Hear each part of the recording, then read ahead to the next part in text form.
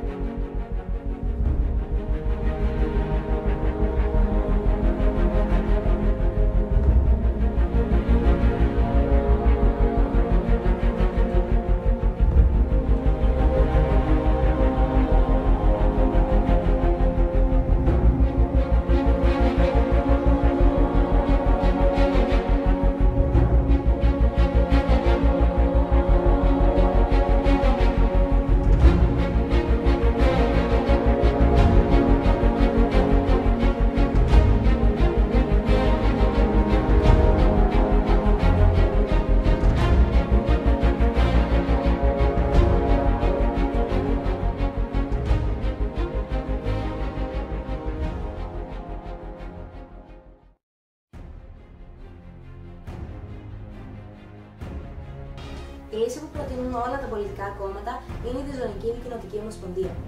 Το μέτωπο Κυπρίων Φοιτητών Ηνωμένου Βασιλείου δεν αποδέχεται μια τέτοια μορφή λύση, διότι είναι διχοτομική.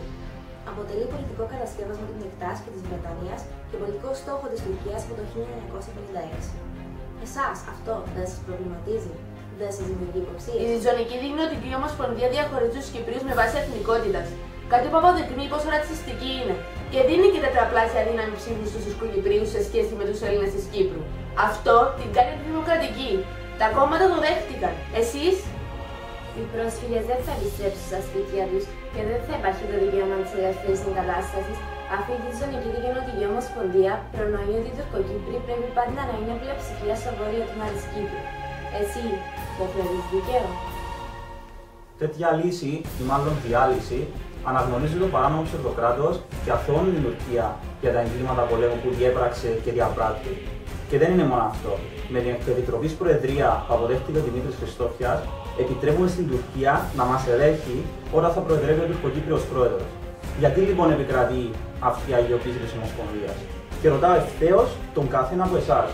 Εμείς είμαστε οι ακραίοι, όπως μας χαρακτηρίζουν, που απαιτούμε την απόδοση δικαιοσύνης, ή όλοι αυτοί που έσκυψαν το κεφάλι και δέχονται χωρίς αντιρρήσεις ότι μας πλασάρουν Τουρκία και Βρετανία?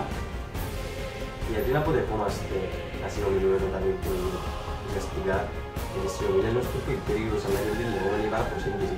Το μόνο που καταφέρνουμε είναι να υποβαθμίζουμε το κυπριακό πρόβλημα από πρόβλημα εισβολής και κατοχής σε ένα δικοινοτικό πρόβλημα που στοχεύουν οι Εγγλέζοι και οι Τούρκοι από τη δεκαετία του 50. Αυτό δεν είναι απλά ένας οδυνηρός συμβιβασμός, όπως παραδέχονται προεκλογικά οι πολιτικοί, αλλά κανονικό ξεπούλημα.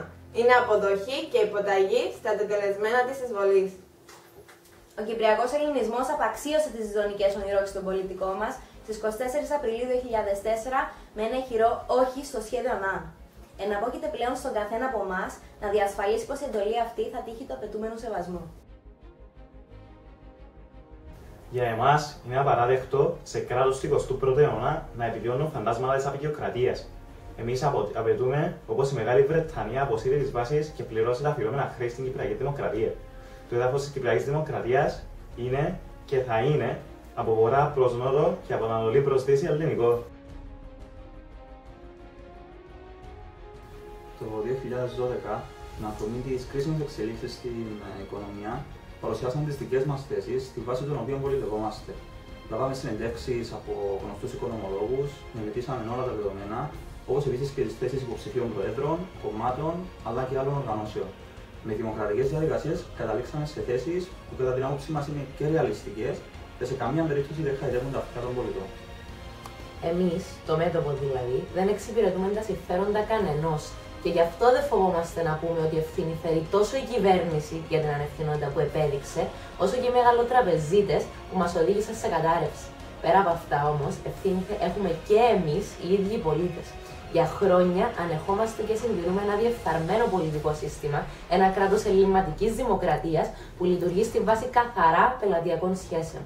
Γι' αυτούς ακριβώς τους λόγους πιστεύουμε ότι δεν μπορεί να υπάρξει αλλαγή από αυτούς που διευθύνουν το κράτος. Οι μόνοι που μπορούν να το πράξουν είμαστε όλοι εμείς, οι ελεύθερα σκεπτόμενοι πολίτες. Ως νόμιμοι κληρονομοί του ελληνισμού έχουμε χρέος να τον τιμούμε, να τον προστατεύουμε και να τον σεβόμαστε, υψώνοντας το στις σωστές του βάσεις, αγνοώντας τους σύγχρονους ιστορικούς αναθεωρητές, γιατί ως γνωστό στόχος τους είναι η παγκοσμιοποίηση. Ως αυτόνομο φοιτητικό κίνημα, θεωρούμε ότι η ελληνικότητα της Κυπρού αποτελεί ιστορική πραγματικότητα. Θα σταθούμε εμπόδιο σε κάθε προσπάθεια της Τουρκίας και οποιοδήποτε άλλου στο εσωτερικό για άμεσο ή έμμεσο αφελληνισμό του νησιού. Υποστηρίζουμε την εκμάθηση ελληνικού ήθους, παιδείας και την καλλιέργεια της εθνικής συνείδησης στα σχολεία.